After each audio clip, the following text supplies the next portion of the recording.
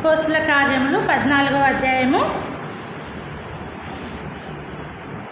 మొదటి 6 వచనాలు మార్చి చదువుకుందాం. అపోస్తుల కార్యములు 14వ అధ్యాయము మొదటి 6 వచనాలు మార్చి చదువుకుందాం. ఈకొనియాలో జరిగినదేమనగా, వారు కూడి యూదుల సమాజ మందిరంలో ప్రవేశించి తేటగా బోధించినందున అనేకులు యూదులను గ్రీసు దేశస్థులను విశ్వసించిరి.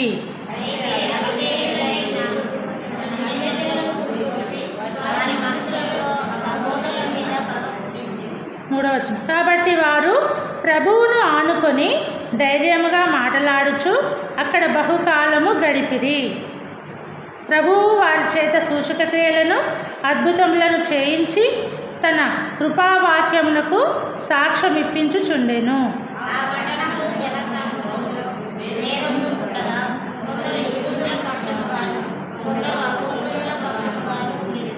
మరియు అన్యజనులను యూదులను తమ అధికారులతో కలిసి వారి మీద పడి వారిని అవమానపరిచి రాళ్ళు రువ్వి చంపవలెనని ఉండిరి.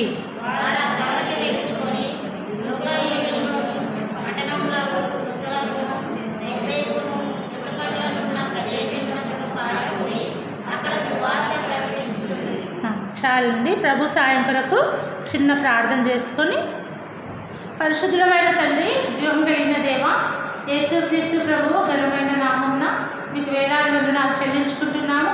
అయ్యా, ఈ దినము మరి స్త్రీల పరిచర్యలో ఇంతవరకు పాటలను సహాయపడుతూ వచ్చినారు. మీ వాక్య లేఖనాలను కూడా చదువుకున్నాము. కొంత సమయం వాటిని వివరించుకొచ్చుంటుండగా ఏ విధంగా వివరించుకోవాలో మాకు సహాయం చేయండి. ఏం నేర్చుకోవాలో మాకు నేర్పించమని మీ సహాయాన్ని కోరుకుంటూ మా ప్రేక్షకులను యేసయ్య ఘనమైన నామమున ప్రార్థించి అడిగి వేడుకొంచున్నాము తండ్రి, ఆమేన్.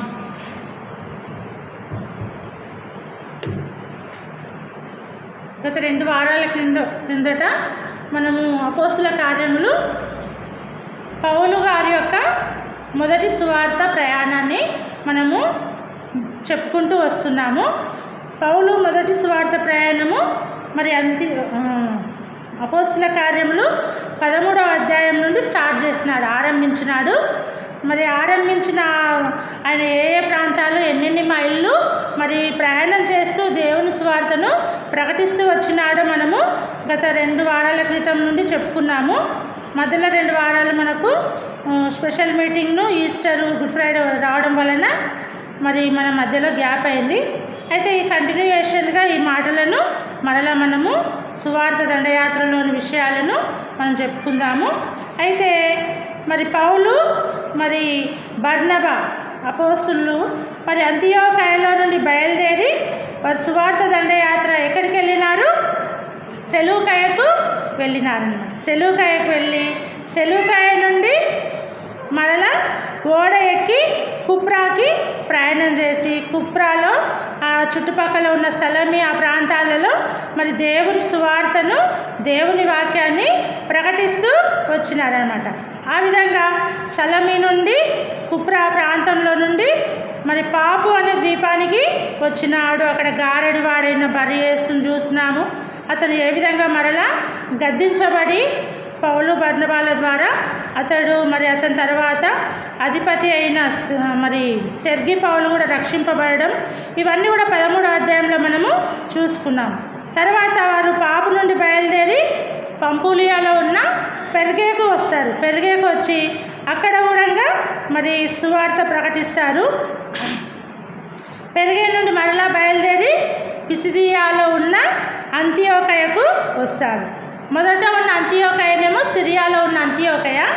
అక్కడ నుండి బయలుదేరి వాళ్ళు ప్రయాణం చేస్తూ పిసిదియాలో ఉన్న అంతియోకయకు బయలుదేరి వస్తారు. అంతియోకయకు వచ్చి అక్కడ కూడా వాళ్ళు మరి యూదుల సమాజ మందిరంలో ఎంతగానో దేవుని వాక్యాన్ని, దేవుని సువార్తను మరి ఆదికాండము మరి ఇశ్రాయేలు ప్రజల యొక్క చరిత్ర నుండి యేసు ప్రభు చరిత్ర వరకు అక్కడ వివరిస్తారనమాట. వివరించిన తర్వాత 13వ అధ్యాయము మరి 44వ వచనం వచ్చేసరికి మరొక విశ్రాంతి దినంన మీరు మరలా బోధించాలని అక్కడున్న ప్రజలు ఆ మాటలు విని చాలా సంతోషపడి వాళ్ళని ఆహ్వానిస్తారనమాట. ఆహ్వానిస్తే కొందరు యూదులు ప్రభువుని నమ్మని వారు ఏం చేస్తారు, మరి జన సమూహంలను చూసి మత్సరంతో నిండుకొని, అంటే కోపముతో, వీళ్ళు మా యూద మతాన్ని కాకుండా మరి యేసు యొక్క సువార్తను ప్రకటిస్తున్నారని చెప్పేసి వాళ్ళను మరి దూషించుచు పౌలు చెప్పిన వాటికి అడ్డం చెప్తారనమాట. నువ్వేంది చెప్పేది అని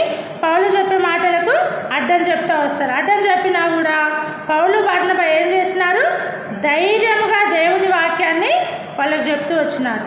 మొదట మీకు చెప్పడము అవసరము యూదులకు, అయితే మీరు ఆ వాక్యాన్ని అంగీకరించడం లేదు కాబట్టి మేము అన్యజనులకు యొద్దకు వెళ్ళి అన్యజనులకు మేము దేవుని సువార్తను, ప్రభువు గురించిన వార్తను మేము తెలియజేస్తాం. అందుకే దేవుడు నన్ను రక్షించుకున్నాడని చెప్పేసి 47వ వచనంలో భూదిగంతముల వరకు రక్షణార్థంగా ఉండునట్లు నిన్ను అన్యజనులకు వెలుగుగా ఉంచి ఉన్నానని మరి ప్రభువు సౌలుతో అపోస్తుల కార్యములు 9:15లో చెప్పిన మాటలను ఇక్కడ గుర్తు చేసి కోట్ చేసి చెప్తాడనమాట. ఆ విధంగా చెప్పినప్పుడు అక్కడ ఉన్న అన్యజనులు యేసు ప్రభువును గురించి, ఈ సువార్తను గురించి విని వాళ్ళు ఎంతో సంతోషిస్తారు. యూదులైతే మత్సరపడతారు, కానీ అన్యజనులేమో సంతోషిస్తారు.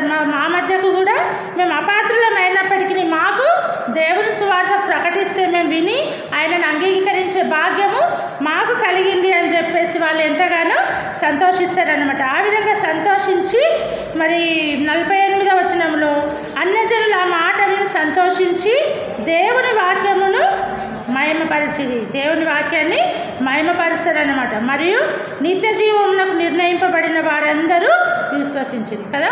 దేవుని వాక్యము అనేకులకు ప్రకటింపబడుతుంది, కానీ దేవుని ఏర్పాట్లో ఉన్నవారు మాత్రమే రక్షింపబడతారేమో అని ఈ వాక్యంలో మనకు అర్థమవుతుంది అనమాట. అందుకే ఇక్కడ ఏమనుందంటే నిత్య జీవమునకు నిర్ణయింపబడిన వారందరూ విశ్వసించిరి అని ఉంది. చాలా చక్కటి మాట అన్నమాట. కాబట్టి ప్రభు వాక్యం ఆ ప్రదేశం అంతటా వ్యాపించను కానీ యూదులు భక్తి మర్యాదలు గల స్త్రీలను ఆ పట్టణపు ప్రముఖులను రేపి పౌలును బర్నబానుకు హింస కలగజేసిన అక్కడ ఉన్న యూదులు యూదా మతం పట్ల భక్తి మర్యాదలు కలిగిన స్త్రీలు అనమాట. మరి యేసు ప్రభువుని గురించిన విషయాలను వాళ్ళు ఒప్పుకోక వాళ్ళు వీళ్ళను మరి ఆ ప్రాంతంలో నుంచి హింస కలగజేసి వెళ్ళగొడుతూ వస్తున్నారు. వెళ్ళగొట్టినప్పుడు 51వ వచనంలో వీరు మరి తమ పాదధూళిని వారి తట్టు దులిపి వేసి ఈకొనియ ఇంకొక ప్రాంతానికి బయలుదేరి వచ్చినారనమాట. వస్తే అక్కడ ఉన్న అన్యజనులు యేసుప్రభుని అంగీకరించిన శిష్యులు పౌలు బర్నబా రాకకెంతో సంతోషించి ఆనందభరితులై పరిశుద్ధాత్మతో నిండిన వారైన యూదుల తృణీకారం అన్యజనులకు రక్షణార్థముగా మారింది. అన్యజనులు ఎంతగానో మరి శిష్యులుగా చేయబడి యూదుల్లో కూడా కొందరు రక్షింపబడ్డారనమాట. ఆ విధంగా వాళ్ళంతా కూడా పౌలు రాకకు మరి ఆనందభరితులై పరిశుద్ధాత్మతో నిండిన వారుగా ఉంటున్నారు. ఆ విధంగా ఈకొనియా ప్రాంతంలో కూడా పరిచర్య జరుగుతూ వచ్చింది. పరిచర్య జరుగుతూ 14వ వచనము అధ్యాయము 1వ వచనానికి వస్తే అప్పుడు ఈకొనియాలో జరిగిన విషయాలు చెప్తున్నారు. ఇది ఈకొనియాకు మరి పిసిదియాలో ఉన్న అంతియోకయ నుండి ఈకొనియా ప్రాంతానికి వచ్చినారు. ఈ ఈకొనియా ప్రాంతము టర్కీ దేశంలోనే ఉంది, మన ఆసియా ఖండంలోనే ఉందన్నమాట, టర్కీ దేశంలో. అయితే ఈ పిసిదియాలో ఉన్న అంతియోకయ నుంచి ఈకొనియాకు 100 మైళ్ళు అన్నమాట. 100 మైళ్ళ దూరం ప్రయాణం వారు నడకతో ప్రారంభించి వచ్చి మరి ఇక్కడ కూడి వారి సమాజ మందిరంలో ప్రవేశించి, సమాజ మందిరం అంటే విశ్రాంతి దినంన యూదులు సమాజ మందిరాలు ఉన్నాయంటే అక్కడ యూదులు చాలా ఎక్కువగా ఉంటేనే అక్కడ సమాజ మందిరాలు ఉంటాయని మనము గుర్తుపెట్టుకోవాలి. అయితే ఆ సమాజ మందిరంలో వీళ్ళు యూదులు కాబట్టి మరి అక్కడ మరి యూదులైతే సమాజ మందిరం విశ్రాంతి దినముననే అక్కడ ప్రజలు దొరుకుతారు కాబట్టి వాళ్ళకి సువార్త చెప్పొచ్చని ఆ సమాజ మందిరంలో పౌలు బర్నబా ప్రవేశించి ఏం చేసినారు, తేటగా బోధించినందున అనేకులు యూదులను గ్రీసు దేశస్థులను విశ్వసించినారు. ఆ సమాజ మందిరం విశ్రాంతి దినంలో దేవుని వాక్యాన్ని బోధింపవలసిన మరి యూదులు ఎవరైనా ఉంటే బోధించమని 13వ అధ్యాయంలో కూడా కొందరు చెప్పినప్పుడు అక్కడ కూడా బోధిస్తారు. అదేవిధంగా ఈకొనియాలో కూడా మరి సమాజ మందిరంలో దేవుని వాక్యాన్ని బోధిస్తున్నారనమాట. ఏ విధంగా బోధిస్తున్నారంటే తేటగా దేవుని వాక్యాన్ని బోధిస్తున్నాడు. అంటే స్పష్టంగా అందరికీ కూడా, చదువు లేని వారికి కూడా అర్థమయ్యే విధంగా తేటగా దేవుని సువార్తను బోధిస్తూ ఉన్నాడు. కాబట్టి అనేకులు యూదులు, గ్రీసు దేశస్తులు అంటే అన్యులు కూడా యేసు ప్రభువునందు విశ్వాసం ఉంచి యేసును అంగీకరించిన వారిగా ఉంటున్నారు. కాబట్టి దేవుని సువార్త అనేది ఎలా బోధించాలి అంటే దేవుని వాక్యాన్ని తేటగా స్పష్టంగా ఆయన మరణ, భూస్థాపన, పునరుద్ధానాన్ని తేటగా మనం బోధించే వారముగా ఉండాలన్నమాట కదా. గత శుక్రవారము మనం ఏం చేసినాము?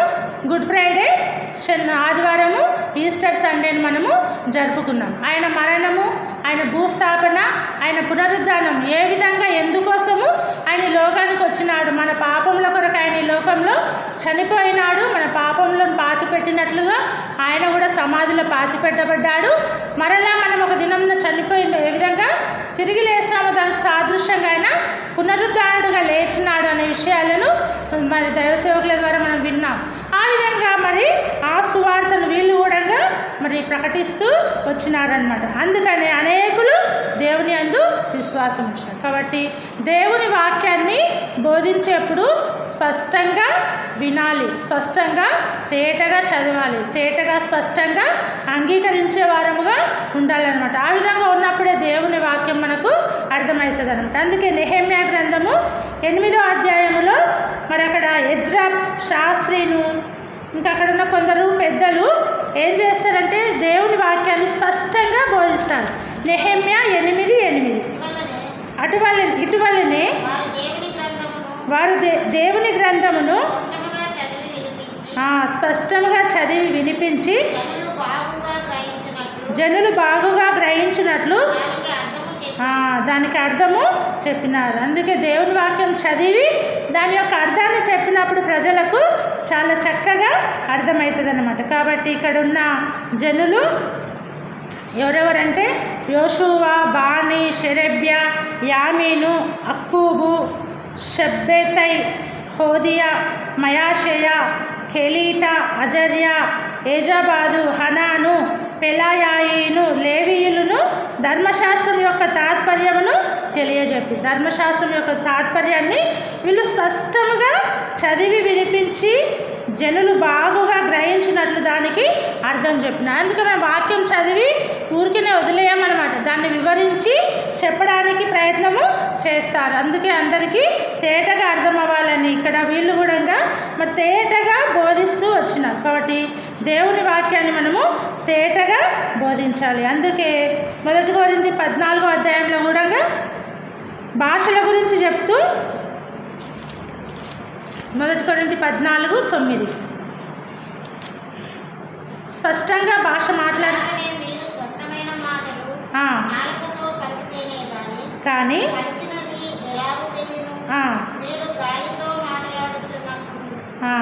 అయితే ఇక్కడ చెప్తుందన్నమాట, మీటినదేదో మరి వాయించేదేదో అది బూర స్పష్టం కాకపోతే మనకి ఏ విధంగా అర్థమవుతుంది?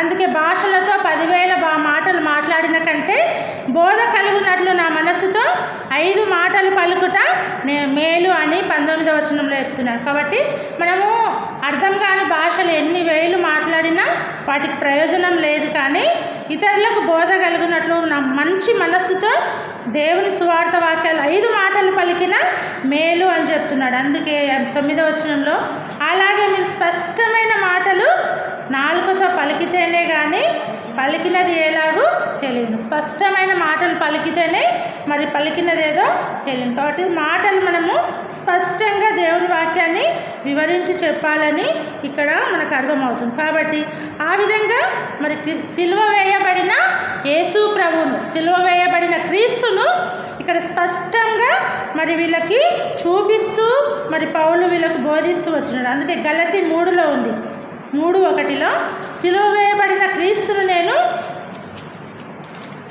గలతీ 3:1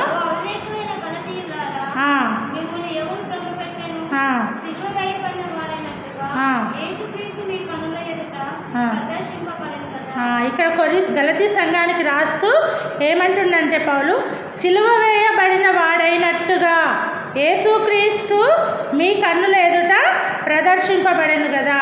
ఈయన చెప్పిన మాటలు ఎట్లా ఉన్నాయంటే యేసు ప్రభువుని ఏ విధంగా తీసుకొని వచ్చి ఏ విధంగా ఆయనను సిలువకి వేసినారు ఆ విషయాలన్నీ కూడా తన అనుభవపూర్వకముగా ఆయన వాళ్లకు మరి వాక్య సందేశాన్ని అందించినాడు. కన్నులకు కట్టినట్లుగా చెప్తారు కదా, ఆ విషయాన్ని చెప్తే మనకి ప్రలాని ఇన్సిడెంట్స్ చెప్పినప్పుడు ఏముంది, కన్నులకు కట్టినట్లుగా చెప్పిండ్రు అంటారు చూడు, ఆ విధంగా చెప్పిండు అన్నమాట పౌలు. సిలువ వేయబడిన వాడైనట్టుగా యేసుక్రీస్తు మీ కన్నుల ఎదుట ప్రదర్శింపబడినట్టుగా, కన్నుల ఎదుట ప్రదర్శింపబడినట్లుగా మరి పౌలు మరి గలతీ సంఘానికి వివరిస్తూ వచ్చినాడు. కాబట్టి ఆ విధంగా యేసు ప్రభు యొక్క సిలువ దృశ్యాన్ని వీళ్ళకు మరి సువార్తలో మరి తెలియజేస్తూ వచ్చినాడు అనమాట. అందుకే అనేకులు యేసు ప్రభువును విశ్వసించినారని ఏమన్నది ఒకటేసి కింద, అనేకులు యూదులను హెల్లెనీయులను విశ్వసించులాగున బోధించిరి. యూదులను హెల్లెనీయులు అంటే మరి ఇతరులు కూడా ఏం చేసినారు, విశ్వసించులాగున అంటే యేసు ప్రభువును అంగీకరించులాగున బోధించిన వారుగా ఉంటున్నారు. ఆ విధంగా బోధించిన ఆ సమయంలో 2వ వచనానికి వస్తే, అయితే అవిధేయులైన యూదులు అన్యజనులను పురికొల్పి వారి మనసులలో ఇంత బాగా అనేకులు విశ్వసిస్తూ మరి అక్కడ గొప్ప కార్యం జరుగుతున్నప్పుడు ఇంకా అక్కడ కొందరు అవిధేయులైన యూదులు అంటే దేవుని అంగీకరించని వారు ఏం చేస్తున్నారు, అన్యజనులను పురికొలిపి వారి మనసులలో సహోదరుల మీద అంటే యేసు ప్రభువు నమ్మిన సహోదరుల మీద మరి తోడి వారి మీద పగ వ్యతిరేకముగా అనేకులను పురిగొల్పేవారిగా ఉంటున్నారన్నమాట. కాబట్టి ఎక్కడైతే దేవుని పని చాలా చక్కగా జరుగుతుంటుందో అక్కడ ఏం చేస్తాడు, సాతాను కూడా తన పనిని జరిగించడానికి అవిధేయుల అయిన వారిని మరి పురికొల్పేవాడుగా ఉంటాడు దుష్టుడు. కాబట్టి పరిచర్య ఎక్కడ చక్కగా జరుగుతుంది, అయితే అవిధేయులైన యూదులు అన్యజనులను పురికొల్పినారన్నమాట. పురికొల్పి వారి మనసులలో వ్యతిరేకతను పగను పుట్టించిన వారిగా ఉంటున్నారు కదా. ఇది ఎప్పుడైనా ఎక్కడైనా జరిగేదే కదా. శరీరానుసారమైన మనసు, ఆత్మానుసారమైన మనసు. అందుకే రోమా పత్రిక 8వ అధ్యాయము 7వ వచనం చదవండి అక్క. రోమా ఏలైనగా దేవునికి విరోధమై ఉన్నది, లోబడదు, ఏమాత్రమును లోబడలేదు. వీరు శరీరానుసారంగా యూదులు మరి విరోధంగా మరి ఆత్మానుసారమైన పరిచర్యకు ఆటంకం పరిచేవారిగా ఉంటున్నారన్నమాట. అందుకే శరీరానుసారమైన మనస్సు దేవునికి విరోధమై ఉన్నది, అది దేవుని ధర్మశాస్త్రమునకు లోబడదు, ఏమాత్రమును లోబడనేరదు. కాబట్టి ఆ విధంగా శరీరం ఆత్మకును, ఆత్మ శరీరానికి ఎప్పుడు పోరాటమే జరిగేదిగా ఉంటుందన్నమాట. ఆ విధంగా ఉన్నప్పుడు అలాంటి పరిస్థితులలో వీళ్ళు మరి ఏం చేసినారు, 3వ వచనానికి వస్తే, కాబట్టి వారు ప్రభువును ఆనుకొని ధైర్యంగా మాట్లాడచ్చు అక్కడ బహుకాలము గడిపిరి. ప్రభువు వారి చేత సూచక క్రియలను అద్భుతములను చేయించి ఇక్కడ ఏం జరుగుతుంది, ఆ విధంగా ఎదిరింపులు వ్యతిరేకత పగ కలిగినప్పటికీ ఇక్కడ శిష్యులు అపోస్తులు ఏం చేస్తున్నారు, ప్రభువును ఆనుకుంటున్నారు కదా. అలాంటి పరిస్థితులలో మనం కూడా ఏం చేయాలంటే ప్రభువును ఆనుకోవాలి, అంటే ప్రభువు మీద ఆధారపడే వారంగా ఉండాలన్నమాట. ప్రభువును ఆనుకున్నప్పుడు, దేవుడి మీద ఆధారపడినప్పుడు దేవుడు మనకు ధైర్యాన్ని ఇస్తాడు, దేవుడు మనకు సహాయము చేస్తాడు. కాబట్టి మనం కూడా ఎలాంటి పరిస్థితులు మన జీవితంలో వచ్చినా మనము మరి భయపడొద్దు, కానీ దేవుని మీద ఆనుకునే వారముగా ఉండాలి. అందుకే పరమగీతములు చూడండి, పరమగీతములు 8:5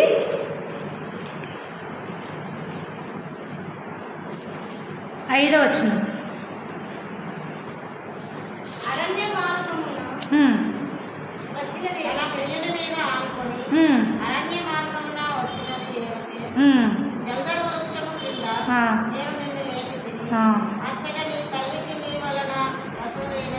కలిగేను.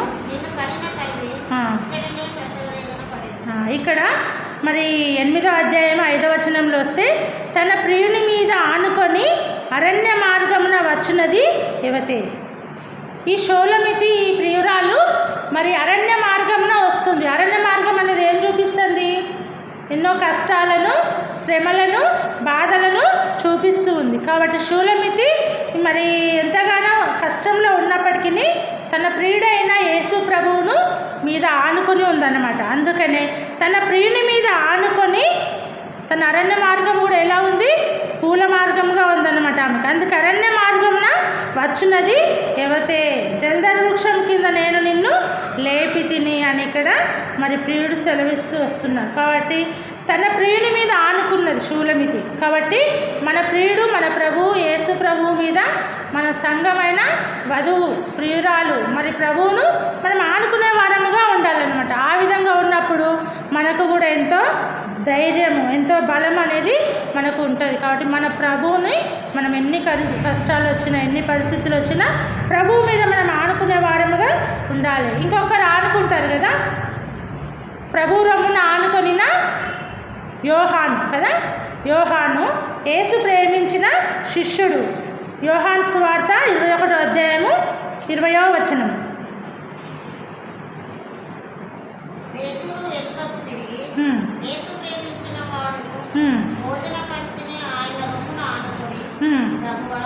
నిన్ను అప్పగించువాడెవడని అడిగిన వాడునైనా శిష్యుడు తమ వెంట వచ్చుట చూచెను.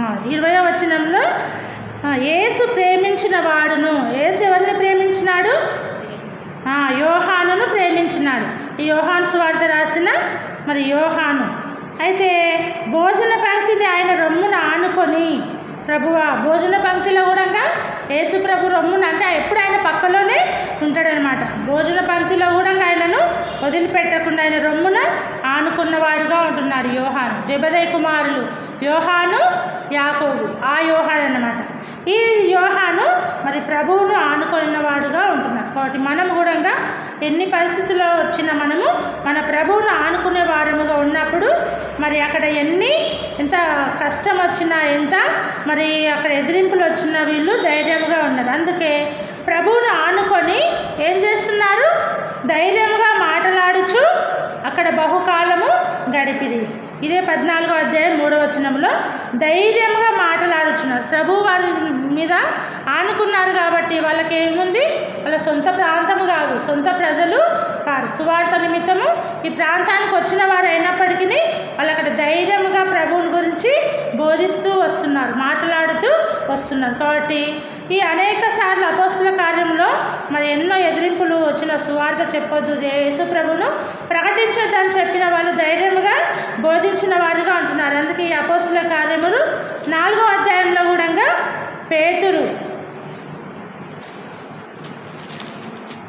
4:31 చదువు. కనిపించారు.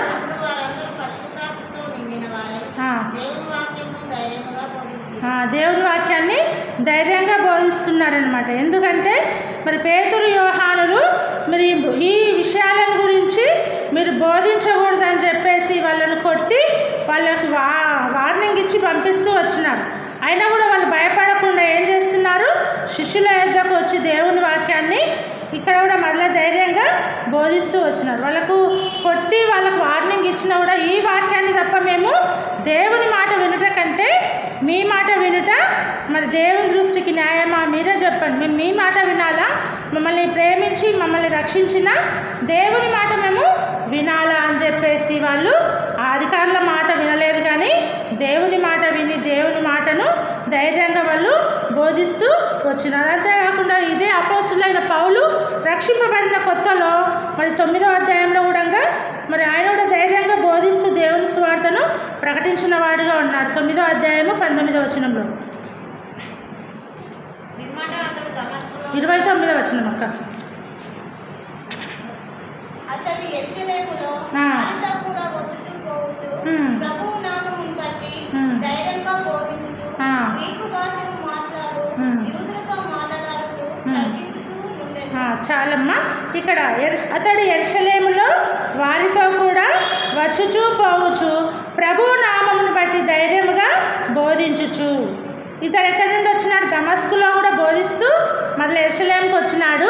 ప్రభువు దర్శించిన తర్వాత దమస్కు మార్గంలో ఇంకా యెరూషలేముకు వచ్చి యెరూషలేములో కూడా మరి వచ్చుచు పోవచ్చు ప్రభు నామమును బట్టి ధైర్యంగా బోధిస్తూ వచ్చినాడు పౌలు. అంతేకాకుండా రాజుల ఎదుట, అధికారుల ఎదుట కూడా ఇతడు ధైర్యంగా బోధిస్తూ వచ్చినాడు. 19వ అధ్యాయం 8వ వచనంలో, అపోస్తల కార్యం 19:8లో కూడా, తర్వాత అతడు సమాజ మందిరంలోనికి వెళ్ళి ప్రసంగించుచు దేవుని రాజ్యంను గూర్చి తర్కించుచు ఒప్పించుచు ధైర్యముగా మాట్లాడుచు 3 నెలలు ఇక్కడ కొరింథీ నుండి ఎఫెసుకు వస్తాడు.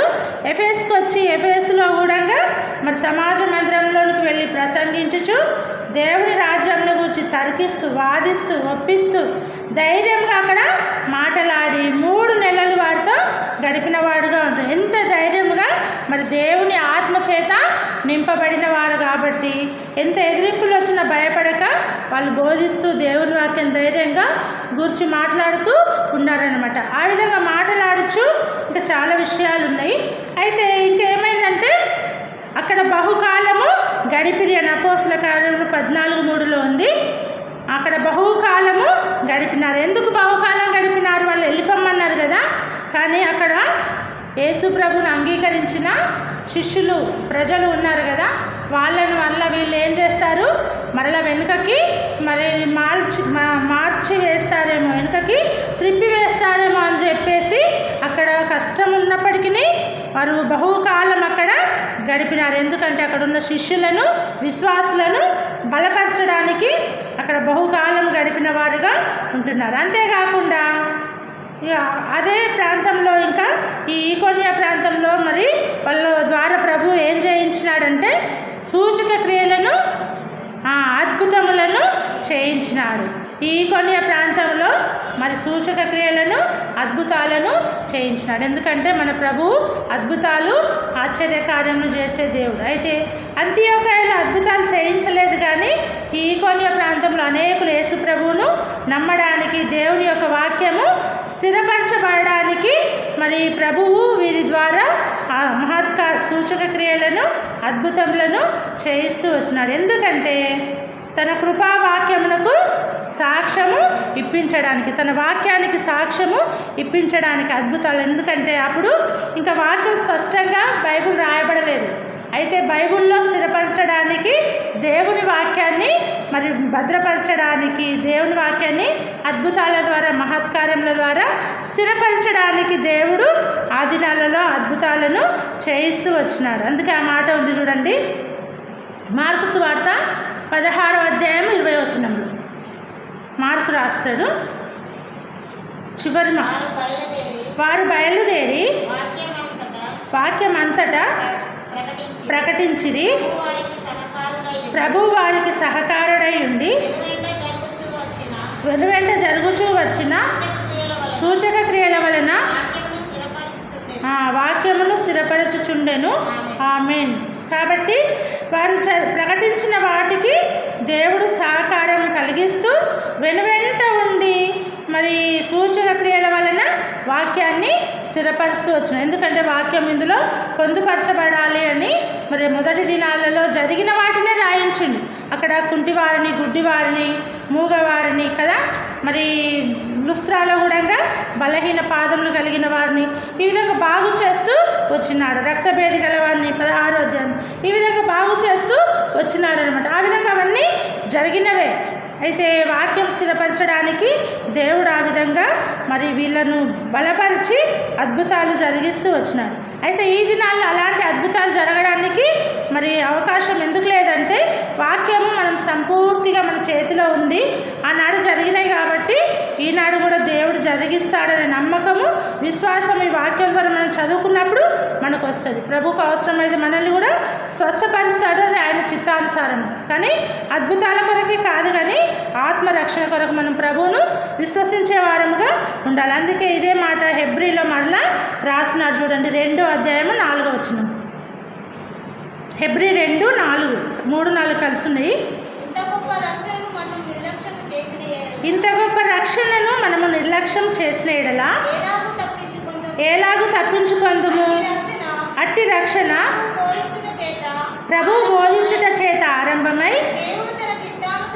దేవుడు తన చిత్తానుసారంగా సూచక క్రియల చేతను మహత్కార్యముల చేతను నానా విధములైన అద్భుతముల చేతను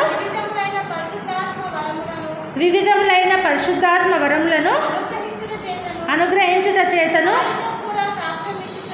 వారితో కూడా సాక్ష్యం ఇచ్చుచుండగా వినిన వారి చేత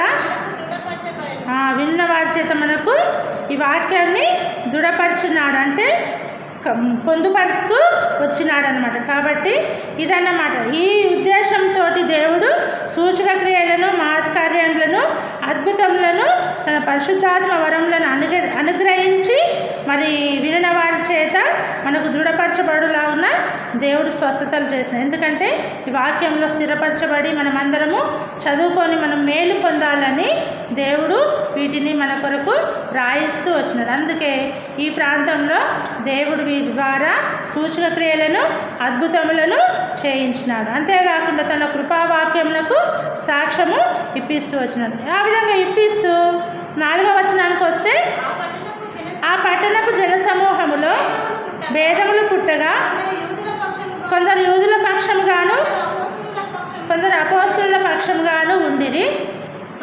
మరియు అన్యజనులను యూదులను కలిసి పడి వారిని అవమానపరిచి ఇక్కడ ఏం చేస్తున్నారు? ఇన్ని అద్భుతాలు, ఇన్ని సూచక క్రియలు ఈ ప్రాంతంలో చేసినప్పటికీ ఇక్కడ అన్యజనులను యూదులు తమ అధికారులతో కలిసి వారిని అవమానపరిచి వాళ్ళని రాళ్ళు రువి చంపవలెనని ఉన్నారన్నమాట కదా. ఎక్కడైనా మేలు చేసేవారికి మరి ఏముంటాయి? మరి శిక్ష, నిందలు, అవమానాలు ఖచ్చితంగా ఉన్నాయి. అందుకే సామెత ఉంది కదా, కాసిన చెట్టుకే రాళ్ళ దెబ్బలను కదా. అందుకని కాసిన చెట్టుకు రాళ్ళ దెబ్బలు అన్నట్టు వీళ్ళకి ఏమైనా నష్టం చేశారా? అద్భుతాలు సూచక్రియలు చేసి వాళ్ళను రక్షణ సువార్తను వారికి వినిపిస్తూ ఉంటే వాళ్ళు మాత్రం ఏం చేస్తున్నారు? వీళ్ళను రాళ్ళు రువి చంపాలని ఉన్నారన్నమాట. ఎంత కఠినమైన వారుగా ఉంటున్నారు. కాబట్టి అలాంటి పరిస్థితులలో మరి 6వ వచనంలో వారు ఆ సంగతి తెలుసుకొని లుకయోనియాలోని పట్టణములకు లుస్రాకును దెర్బేకును చుట్టుపట్లనున్న ప్రదేశంలో పారిపోయి అక్కడ సువార్త ప్రకటించుచుండేది. కాబట్టి వీళ్ళు ఇంకా అక్కడ ఉండొచ్చు, కానీ వాళ్ళకి భయపడి కాదు, కానీ అక్కడ వచ్చిన ఎదిరింపు భేదములను బట్టి మరి వాళ్ళు వేరే ప్రాంతానికి వెళ్ళిపోతున్నారు. యేసుప్రభు కాలంలో కూడా యేసుప్రభు చెప్పితేనే యూదులు ఏం చేస్తున్నారు? మరి భేదము కలిగిస్తూ వచ్చినారు. కొందరు యూదుల పక్షాన, కొందరు పరిసయ్యుల పక్షాన, కొందరు యేసుప్రభు శిష్యుల పక్షాన ఉండి మరి అక్కడ భేదములు యోహాను సువార్తలో కలుగజేసిన వారుగా ఉంటున్నారు. చూడండి, యోహాను సువార్త 9:16 ఒక మాట చదువుకొని 9:16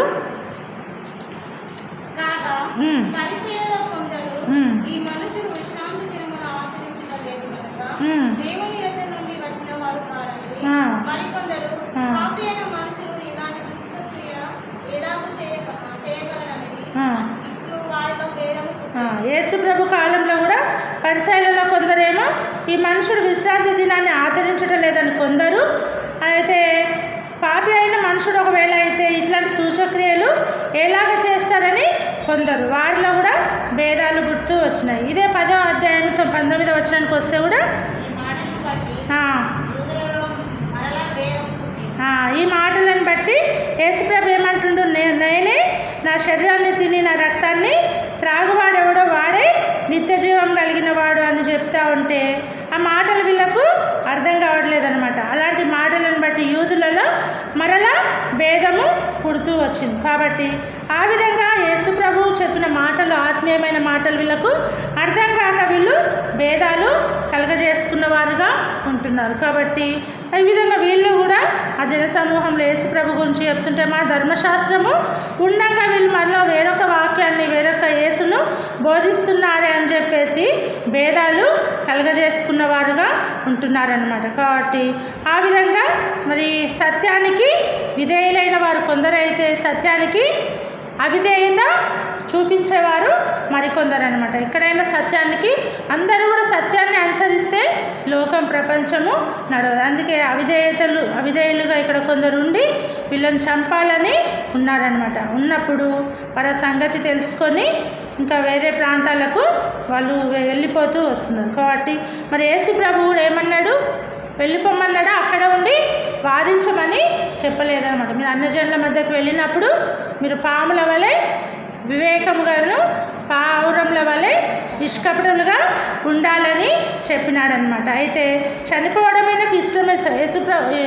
పౌలు చనిపోవడానికి భయపడలేదు, కానీ ఇంకా ఆయన చేయవలసిన పరిచర్య ఇంకా చాలా ఉంది. అందుకనే పరిచర్య నిమిత్తం ఈయన ఇక్కడ చనిపోవడం వలన అక్కడ ఎవరికి ప్రయోజనము కాదు కాబట్టి ఈ పౌలు ఆ ప్రాంతాల నుంచి వెళ్ళిపోతున్నవాడుగా ఉంటున్నాడు అనమాట. అందుకని మరి ఒక మాట చదువుకొని ముగించుకుందాం. మత్తయి సువార్త 10వ అధ్యాయము 23వ వచనం.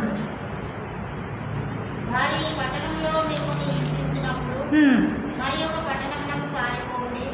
మనుష్య కుమారుడు వచ్చే వరకు మీరు ఇశ్రాయేలు పట్టణంలో సంచారం చేసుకుంటారని నిశ్చయముగా మీతో చెప్తున్నాను. ప్రభు చెప్పిన మాట. వారి ఈ పట్టణములో మిమ్మల్ని హింసించినప్పుడు మరి ఒక పట్టణమునకు పారిపోవుడి. మనుష్య కుమారుడు వచ్చే వరకు మీరు ఇశ్రాయేలు పట్టణములలో సంచారము చేసి ఉండరని నిశ్చయంగా మీతో చెప్తాను. ఒక పట్టణంలో ఎదిరింపు వస్తే సువార్త, అందుకే మన వాళ్ళు కూడా ఏం చేస్తారు, అక్కడ ఎవరైనా ఎదిరిస్తే వాళ్ళను ఎదిరించారు కానీ సైలెంట్గా వెళ్ళిపోయి వేరే ప్రాంతానికి వెళ్ళి సువార్త ప్రకటిస్తూ ఉంటారనమాట. అదే పరిస్థితి ఇక్కడ వీళ్ళు కూడా మరి చేస్తూ వస్తున్నారు. వేరే ప్రాంతాలకు వెళ్ళి అయినా వాళ్ళు సువార్త ప్రకటిస్తున్నారు కానీ సువార్తను మాత్రం వాళ్ళు ఆపలేదన్నమాట. నేటి దినాలలో కూడా సువార్త అనేది ఎక్కడ కూడా ఎన్ని ఆటంకాలు వచ్చినా ఆగిపోకుండా అది ప్రకటింపబడుతూనే ఉంటుంది. ఆ విధంగా ఈ 6 వచనాల్లో మనము వివరించుకోవడానికి దేవుడు సాయం చేసినాడు. మిగతా విషయాలు మరి వచ్చే వారము చెప్పుకుందాము. దేవుడి మాటలను మరి దీవించి ఆశీర్వదించునుగా.